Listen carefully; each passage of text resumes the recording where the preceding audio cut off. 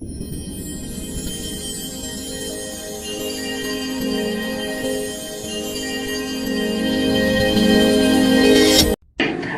محجن ثقفی رضی اللہ تعالیٰ عنہ شراب پیتے تھے.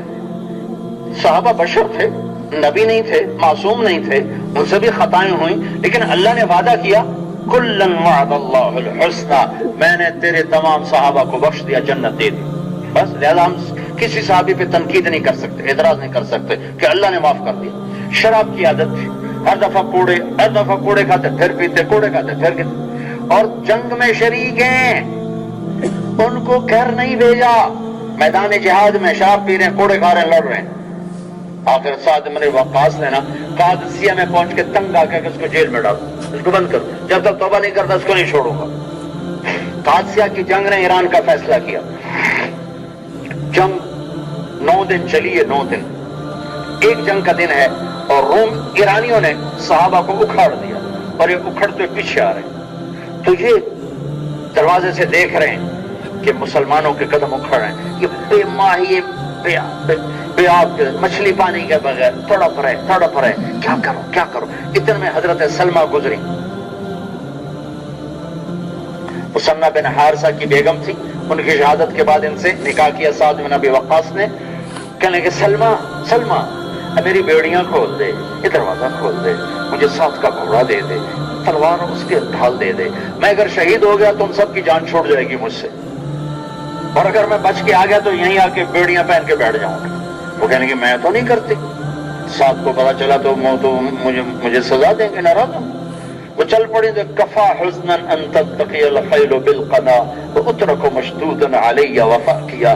میرے دکھ کے لیے اتنا ہی کافی ہے کہ حق و باطل ٹکرا رہے ہیں اور میں بیڑیوں میں بندھا ہوا بیٹھا ہوں. تو اس پر وہ نرم ہوگی، واپس ہی دروازہ کھول دیا، اور اسد کا گھوڑا بھی دے دیا، تلوار بھی ڈھال بھی دے دی. انہوں نے اپنا منہ چھپایا، اور ایک طرف سے جو حملہ کیا.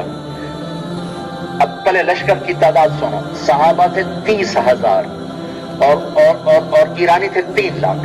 3,30,000 میں ایک آدمی کیا کرے گا؟ وہ نظر کیسے آئے گا؟ لیکن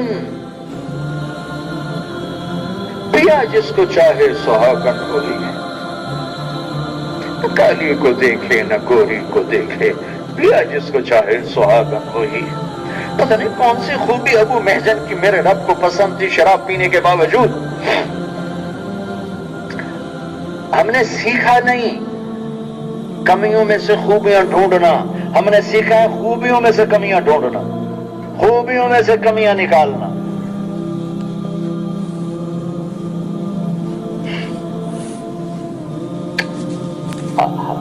ایک طرف سے جو حملہ کیا ہے، کھلبلی مچ گئی، کھلبلی. جدھر ایرانیوں کا دباؤ دیکھتے وہاں شیر کی طرح جھپٹتے. اکیلے آدمی نے ایرانیوں کے دباؤ کو روک دیا، یہاں تک کہ رب ذوالجلال کی قسم سارے لشکر میں ایسے بجلی کی طرح بات پھیل گئی. اللہ نے فرشتہ بھیج دیا. چہرہ چھپا ہوا ہے، نظر نہیں آ رہا، اور رفتار بجلی ہے، آواز میں کڑک ہے، تلوار میں تیزی ہے، کاٹ بے خطا ہے. کون ہے فرشتہ جو کہ جدھر جاتے تھے کائی کی طرف دشمن چھڑ جاتا تھا.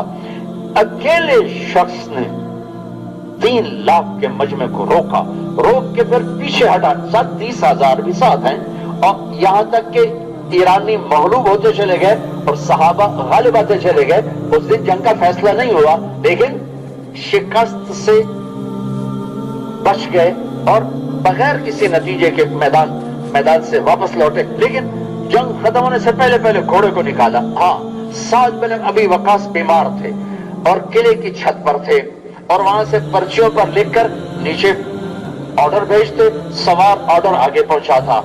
تو جب ایک دم وہ نمایاں ہوئے حملوں میں، 30,000 جمع 3 لاکھ میں وہ اتنے نمایاں ہوئے کہ سعد کہنے لگے یہ کون ہے؟ جدھر جاتا ہے کھلبلی مچ جاتی ہے، پاسا پلٹ دیتا ہے.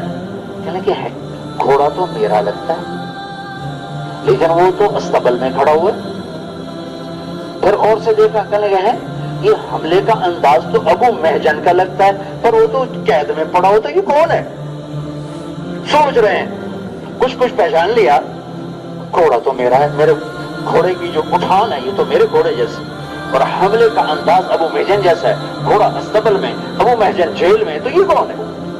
شام کو جب لشکر چھوٹے اور حضرت سعد کے خیمے میں سارے سالاران جمع ہوئے تو سب نے کہا آج شکست یقینی تھی، اگر اللہ اپنے کسی بندے کو نہ بھیج دیتا۔ پتہ نہیں کون تھا، ہمیں تو لگتا کوئی فرشتہ تھا، ہمیں تو لگتا کوئی فرشتہ تھا۔